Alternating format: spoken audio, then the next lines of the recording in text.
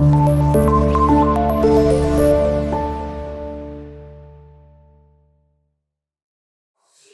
वालेकुम dear student, this is Kashim ji, your physics teacher. उम्मीद है कि आप सब खैरियत से होंगे। स्टूडेंट, प्रीवियस टॉपिक में हमने एंगुलर वेलोसिटी को डील किया था।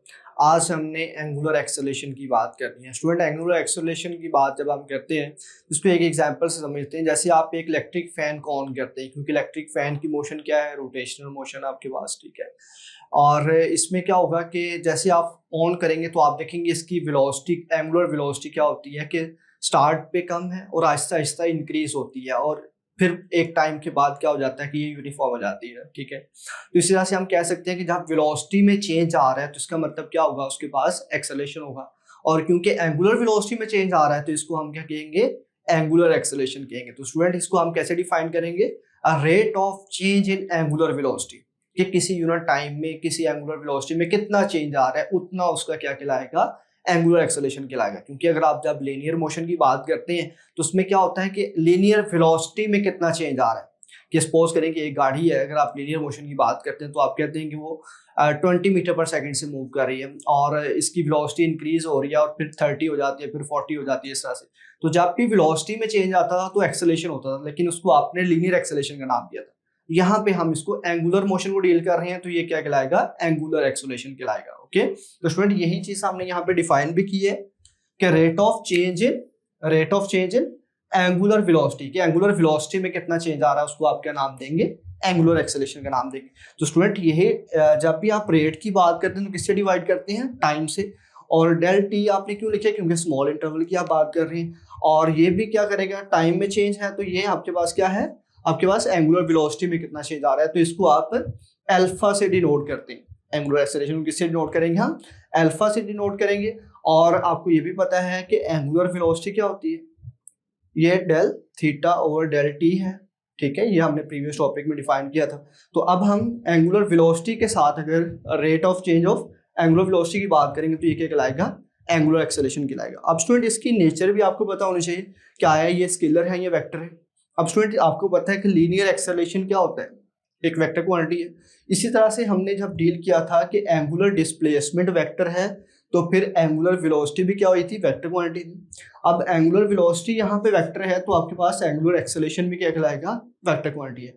और लेकिन ये सारा लिमिटिंग केस के लिए हमने ये बात की थी कि इसके लिए क्या होना चाहिए, एंगुलर डिस्प्लेसमेंट की वैल्यू स्मॉल होनी चाहिए। ये स्मॉल एंगुलर डिस्प्लेसमेंट होगा तो एंगुलर एक्सेलरेशन क्या होगा, एक वेक्टर क्वांटिटी होगी। ओके, अब स्टूडेंट, इसकी वेक्टर हमने नेचर की बात कर ली, एमसीक्यूज के लिए इंपॉर्टेंट है और ये शॉर्ट के लिए आपका टॉपिक है। और दूसरी बात बेटे, आप यूनिट्स की बात करते हैं। अब स्टूडेंट, यूनिट्स की जब हम बात करते हैं तो आपने एंगुलर वेलोसिटी के यूनिट क्या पढ़े थे, रेडियन पर सेकेंड। ये हो गया एंगुलर वेलोसिटी के यूनिट। अब डिवाइडेड बाय क्या है, टाइम। ओके, अब इस टाइम को भी आप ऊपर ले जाएं तो क्या बन जाएंगे, रेडियन पर स्क्वायर सेकेंड, ठीक है। तो यही इसके क्या कहलाएंगे, एसआई यूनिट कहलाएंगे। अब स्टूडेंट, इसके भी कुछ नॉन एसआई यूनिट हैं, वो भी आपने याद रखनी है।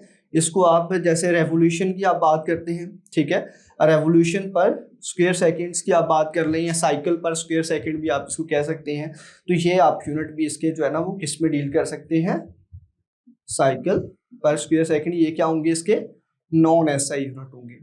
ओके, कुछ वैल्यूज आपको नॉन एसआई में दी होंगी, उसको कन्वर्ट करना फिर हम न्यूमेरिकल प्रॉब्लम में सीखेंगे इंशाल्लाह। अब स्टूडेंट, इसकी डायमेंशन की बात करें तो इसकी यूनिट देखिए कि यूनिट से हम मोस्टली डायमेंशन डिराइव करते हैं।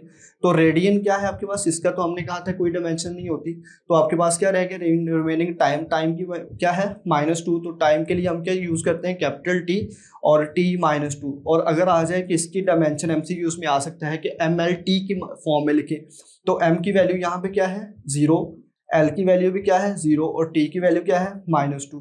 तो आप यूं भी इसकी डायमेंशन लिख सकते हैं। ओके, अब स्टूडेंट, हमने बात करनी है एवरेज एंगुलर एक्सेलरेशन की, क्योंकि जिस तरह से हमने एंगुलर वेलोसिटी की कुछ टर्म्स को डील किया था, वैसे ही हम एंगुलर एक्सेलरेशन की कुछ टर्म्स को डील करेंगे, जो कि आपके पास एवरेज और उसके बाद इंस्टेंटेनियस को हम डील करेंगे। अब स्टूडेंट, एवरेज को हम क्यों डिफाइन करते हैं, जैसे आपने कहा कि हर टाइम इंटरवल में, जैसे आप देखेंगे पहले 1 सेकंड में आपके पास जो वेलोसिटी में चेंज आ रहा है वो है 20, और अगले 1 सेकंड में वेलोसिटी में चेंज आ रहा है 30, अगले 1 सेकंड में वेलोसिटी में चेंज आ रहा है 40। तो इस तरह से हर टाइम इंटरवल में जो चेंज इन वेलोसिटी है वो डिफरेंट होता जा रहा है। तो जब ये डिफरेंट होगा तो हमारे लिए इसको बताना मुश्किल हो जाता है कि हम बताएं कि 10 चेंज आ रहा है, 20 चेंज आ रही है, 30 चेंज आ रहा है, तो कितना एवरेज एक्सेलेरेशन होगा। तो स्टूडेंट हम जितनी भी हमारे पास वैल्यूज होती हैं टोटल, उन सबको हम ऐड करते हैं और टोटल टाइम से डिवाइड कर देते हैं, ठीक है। तो एवरेज लेने का मेथड वही है, तो total change in angular velocity divided by the total time, ठीक है। तो सपोज करें यहाँ पे आपके पास टोटल पहले टाइम इंटरवल में 3 टाइम के आप इंटरवल की बात कर लें, T1 T2 T3, और ये तीनों ही 1 सेकेंड 1 सेकेंड और 1 सेकेंड के। इसमें चेंज आ रहा था 20 रेडियन पर सेकेंड, इसमें 30 रेडियन पर सेकेंड, इसमें 40 रेडियन पर सेकेंड। तो आप क्या करेंगे, तीनों को ऐड करके टोटल टाइम कितना है 1 2 3 से डिवाइड कर देंगे, तो आपके पास क्या आ जाएगा, उसका एवरेज एंगुलर एक्सेलेरेशन आ जाएगा। ओके, अब स्टूडेंट नेक्स्ट आपने बात करनी है इंस्टेंटेनियस की। तो इंस्टेंटेनियस हमने प्रीवियस टॉपिक में आपको समझाया कि इंस्टेंट का मतलब क्या होता है, एक लम्हा, एक पर्टिकुलर आप इवेंट की बात कर रहे होते हैं कि एक स्मॉलेस्ट टाइम आपकी बात कर रहे होते हैं, ठीक है। तो लिमिटिंग वैल्यू, जैसे आपने इंस्टेंटेनियस एंगुलर वेलोसिटी की बात की थी, तो वहाँ पे क्या था, angular rate of change in angular displacement था, ठीक है। तो यहाँ पर rate of change in angular velocity आएगा, सिर्फ ये चेंज हो रहा है प्रीवियस टॉपिक से। सिंपली आप याद रखने के लिए याद रख सकते हैं, जहाँ जहाँ पे आपने प्रीवियस टॉपिक में डेल थीटा यूज किया था जो कि एंगुलर डिस्प्लेसमेंट था, rate of change in angular displacement, वहाँ पे क्या आ जाएगा आपके पास, rate of change in angular velocity आ जाएगा, तो ये एक्सेलेरेशन बन जाता है। ओके, और यहाँ पे टाइम क्या हो जाएगा, सेम वही डिफाइन है, सिर्फ आपने रिप्लेस किया है इस वैल्यू को।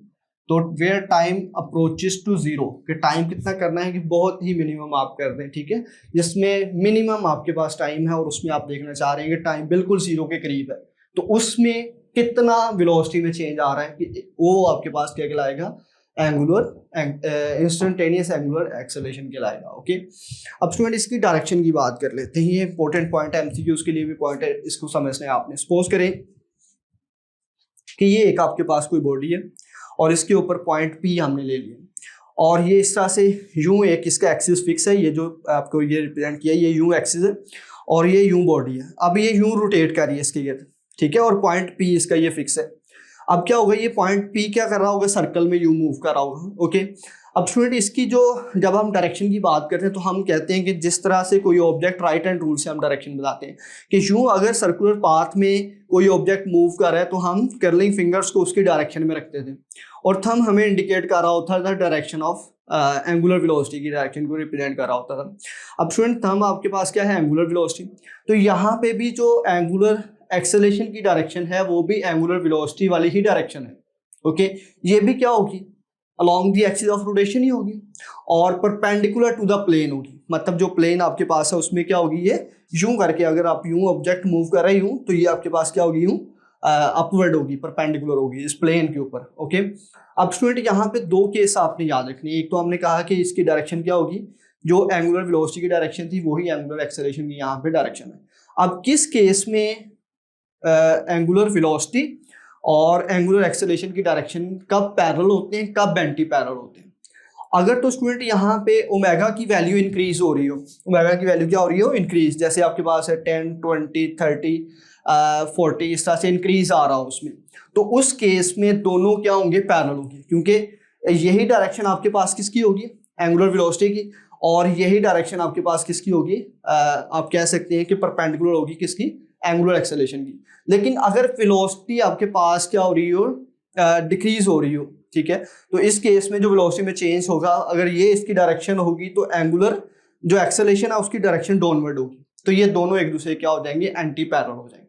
तो ये दोनों पॉइंट आपने एमसीक्यू के लिए याद रखने हैं कि इफ ओमेगा इज इंक्रीजिंग, ठीक है, अगर एंगुलर वेलोसिटी क्या हो रही हो, इंक्रीज हो रही हो, ओमेगा और अल्फा, ओमेगा क्या है, एंगुलर वेलोसिटी, अल्फा क्या है, angular acceleration, are parallel to each other, ये दोनों क्या होंगे, एक दूसरे के पैरेलल होंगे। ओके स्टूडेंट, अब यहाँ पे दूसरी बात आपने करनी है कि अगर ओमेगा डिक्रीज हो रही हो, ठीक है, एंगुलर वेलोसिटी यहाँ पे डिक्रीज हो रही हो, तो आप क्या कहेंगे, omega and alpha are anti parallel to each other, तो ये दोनों क्या होंगे, एक दूसरे के एंटी पैरेलल होंगे। तो स्टूडेंट ये डायरेक्शन के लिहाज से भी आपने दोनों पॉइंट्स याद रखने हैं, एमसीक्यूज में पूछे जा सकते हैं। तो ये आपका टॉपिक था आज का, जो कि एंगुलर एक्सेलरेशन। उम्मीद है कि आपने अच्छे तरीके से समझा होगा। मिलते हैं इंशाल्लाह नेक्स्ट लेक्चर में। अल्लाह हाफिज़।